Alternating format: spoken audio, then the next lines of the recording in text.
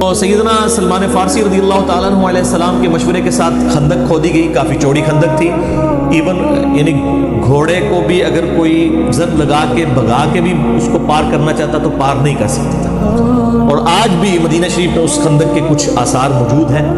جو لوگ یعنی مدینہ شریف کی ہسٹوریکل جگہوں کا وزٹ کرنا چاہتے ہیں، مسجد نبی کے باہر ٹیکسی ڈرائیورز کھڑے ہوتے ہیں، وہ آپ کو ان جگہوں کے اوپر لے جاتے ہیں. ابھی بھی اس خندق کے کچھ آثار باقی ہیں. اتنے چٹیل پہاڑوں میں اس زمانے کے اندر خندق کا کھودنا یہ بہت مشکل کام تھا. بعض مسلمانوں نے الحمدللہ جو ہے وہ تقریباً 12 سے 15 دن لگا کے یہ خندق کھود لی، اور یہ سائڈ بھی. اور عرب کے لوگوں کو پتہ ہی نہیں تھا کہ یعنی مسلمانوں نے مدینہ شریف کا دفاع کس طریقے سے کیا. ان کے تو ذہن و وہم و گمان میں بھی یہ طریقہ موجود نہیں تھا. وہ تو جب آئے تو ایک دم وہ ششدر رہ گئے کہ اب ان کے ساتھ کیا کریں، اور ان کو مجبوراً باہر ہی پڑاؤ ڈالنا پڑا. اور اب ظاہر ہے کہ اس طرف تو آ نہیں سکتے تھے، وہ اتنی بڑی خندق کو پھلانگے ہی نہیں جا سکتا تھا. خندق کے اندر ہی گریں گے، گر گئے تو اوپر سے ان کو تو صرف پتھر مار کے مارا جا سکتا تھا. تو تقریباً 25 دن تک انہوں نے پڑاؤ کیا، اور سخت سردیاں تھیں. اور پھر آپ کو پتہ ہے سردیاں ہوں ریگستانی علاقے کی تو رات کے وقت تو لگ پتہ جاتا ہے جنہوں کہتے ہیں. تو بہرحال اللہ تعالیٰ نے غیبی مدد فرمائی. پھر ٹھنڈی ہوائیں چلیں، ان کے خیمے تک اکھڑ گئے سردی کی وجہ سے. وہ 25 دن کے پڑاؤ کے بعد جو ہے وہ وہاں سے چلے گئے، اور اللہ تعالیٰ نے بغیر جنگ کے مسلمانوں کو فتح عطا فرمائی. لیکن یہ اتنی مشکل غزوہ تھا کہ یعنی اللہ تعالیٰ نے اتنے جس کو کہتے ہیں نا شدید الفاظ کے ساتھ کسی اور غزوے کا ذکر نہیں کیا جتنا سورۃ الاحزاب میں غزوہ خندق کا ذکر کیا ہے، کہ یہ مسلمانوں کو اللہ تعالیٰ بات ہے ہم نے ہلا کے رکھ دیا. اتنی بڑی آزمائش ان کے اوپر ڈالی. اور یہاں پر مومنین اور منافقین کا فرق بالکل ظاہر ہو گیا، کیونکہ موت سامنے نظر آ رہی تھی. تو منافقین جو ہے وہ ان کا نفاق کھل کے ان کی زبانوں سے نکلنا شروع ہو گیا. اسی کا ذکر آپ ان آیات میں سنیں گے بھی کہ یار یہ تو نبی صلی اللہ علیہ وسلم نے اور اللہ نے نعوذ باللہ ہمارے ساتھ جھوٹے جو ہے وہ وعدے کیے تھے، اور یہ تو جناب موت ہمارے گلے پڑ گئی ہے. ہماری بیویاں بھی پیچھے مطلب وہ بے آسرا ہو جائیں گی، اور ہمارے لیے تو ٹوائلٹ جانا مشکل ہو گیا ہے. اور یہ نبی جو ہے ہمیں کہہ رہا ہے کہ رومن اور پرشین امپائر گریں گی، کیونکہ وہ دلائل النبوہ امام بیہقی کی کتاب میں آتا ہے نا، مسند احمد میں بھی آتا ہے کہ ایک اسی خندق کے موقع پر ایک پتھر نہیں ٹوٹ رہا تھا، بہت بڑا پتھر. تو نبی صلی اللہ علیہ وسلم کو آ کے شکایت کی گئی، تو آپ صلی اللہ علیہ وسلم نے اس پہ 3 دفعہ کدال مارا اور وہ ریزہ ریزہ ہو گیا. پہلی دفعہ جب کدال مارا تو آپ صلی اللہ علیہ وآلہ وسلم کے لیے ایک روشنی ظاہر ہوئی. صحابہ نے نہیں وہ دیکھی، یعنی آپ صلی اللہ علیہ وسلم کو ظاہر ہوئی.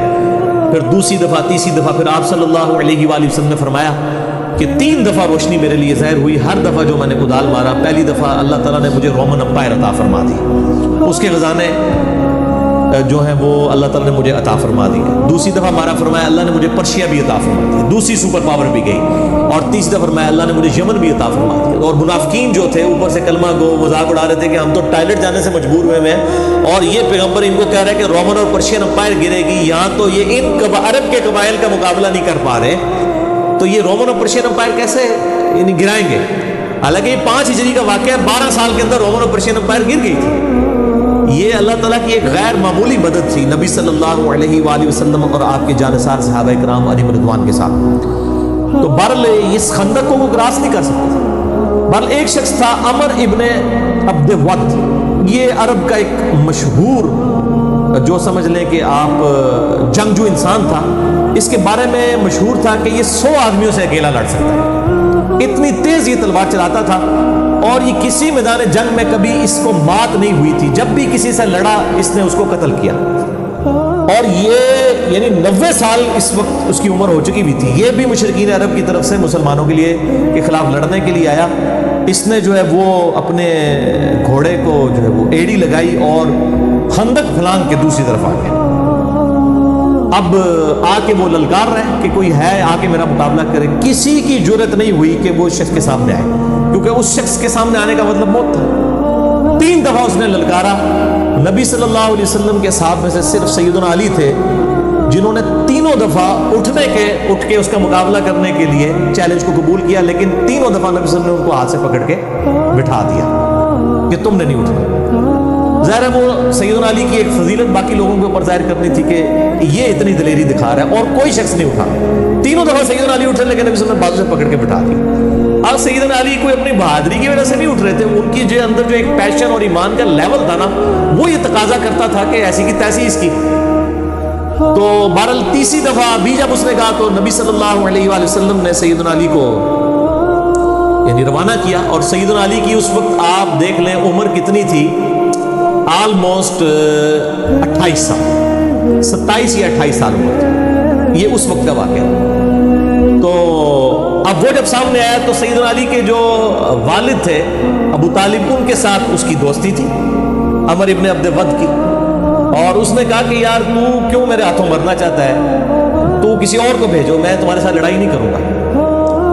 تو سیدنا علی نے کہا کہ نہیں میں تیار ہوں, جب تم نے چیلنج کیا ہے تو میں مقابلے کے لیے آ گیا. تو اس نے کہا کہ میں ہر شخص کو جو ہے نا وہ 3 دفعہ مہلت دیتا ہوں اس حوالے سے کہ وہ اپنی 3 کوئی موت سے پہلے خواہشات کا اظہار کرتے, کیونکہ اس نے مرنا تو ہے میرے ہاتھوں, تو 3 خواہشات کا اظہار کر سکتا ہے, تو میں اس کی 3 خواہشات پوری کر دوں. تو سیدنا علی نے کہا کہ میری پہلی خواہش یہ ہے کہ تو کلمہ پڑھ کے مسلمان ہو جائے. ٹھیک ہے, یہ دیکھیں نا تربیت کیا ہوئی ہے. کیونکہ غزوہ خیبر کے موقع پر بھی جب سیدنا علی کو نبی صلی اللہ علیہ وسلم نے بھیجا تو اس وقت بخاری مسلم میں آتا ہے کہ علی پہلے ان کو دعوت دینا, اگر تیری وجہ سے ایک شخص کو بھی ہدایت مل گئی تو تیرے لیے سرخ اونٹوں سے بہتر. تو عمر ابن عبد ود نے کہا کہ نہیں میں تو ایمان تو نہیں قبول کروں. دوسرا سیدنا علی نے کہا کہ دوسری میری خواہش یہ ہے کہ تم لوگ واپس چلے جاؤ, کیوں لڑائی کے اوپر آمادہ ہوتے ہو, اور اپنے آپ کو بھی مشکل میں ڈالا ہوا ہے, ہمیں بھی مشکل میں ڈالا ہے, واپس چلے جاؤ. تو اس نے کہا ہم تو لڑنے کے لیے آئے, واپس کیوں جائیں. اور تیسری خواہش پھر سیدنا علی نے کہا کہ میرے ساتھ لڑائی کرنے کے لیے تیار ہو. یہ تیسری خواہش سیدنا علی نے کی. ٹھیک ہے, تو بہرحال ایک وار کے اندر ہی اس کا کام تمام کر دیا سیدنا علی رضی اللہ تعالیٰ عنہ نے, اور اس کو جہنم واصل کر دیا عمر ابن عبد ود کو. یہ بہت بڑا ایک واقعہ تھا, اور اس کی اتنی ڈیٹرس پڑی مشرکین عرب کے اوپر کہ ان کے پاؤں پھر لڑکھڑا گئے, پھر کسی نے جرت نہیں کی دوبارہ خندق کو کراس کرنے کی. کیونکہ ظاہر ہے جب ان کا سب سے بڑا جرنیل جس کے اوپر ان کو مان تھا, تو وہ ایک 27 سال کے لڑکے کے ہاتھوں مارا جاتا ہے, ظاہر ایک ینگ ایج کا بندہ, تو وہ پھر اللہ تعالیٰ کی طرف سے غیبی مدد بھی آ گئی. یعنی موسم کی سردی, پھر خیموں کی وجہ سے اکھڑنا, خیموں کا اکھڑنا, ہواؤں کی چلنے کی وجہ سے یہ سارے کے سارے معاملات ہوئے. اسی دوران اللہ تعالیٰ نے غیبی مدد مسلمانوں کے ساتھ اس حوالے سے کی کہ بنی جو غطفان تھا اس میں سے ایک شخص تھا نعیم بن مسعود رضی اللہ تعالیٰ عنہ علیہ السلام, انہوں نے اسلام قبول کر لیا, لیکن انہوں نے اپنے اسلام کا اظہار کسی سے نہیں کیا.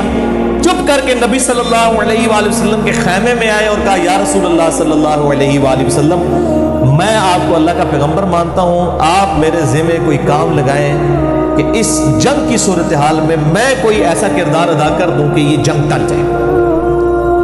اور اس نے ایک یعنی مشورہ سامنے رکھا, اور ظاہر ہے کہ جنگ تو ہے ہی دھوکے کا نام, صحیح بخاری و مسلم میں حدیث موجود ہے. ظاہر ہے کہ وہ جنگ کے اندر یہ معاملات کرنے پڑتے ہیں. بال یہ جو کہا جاتا ہے نا محبت اور جنگ میں ہر چیز جائز ہے, یہ غلط ہے. محبت تو غیر محرم عورت کے ساتھ بغیر نکاح کے رشتے کے ویسے ہی حرام ہے. تو محبت تو صرف بیوی کے ساتھ کی جا سکتی ہے, بچوں کے ساتھ, ماں باپ کے ساتھ جو رشتے ہیں.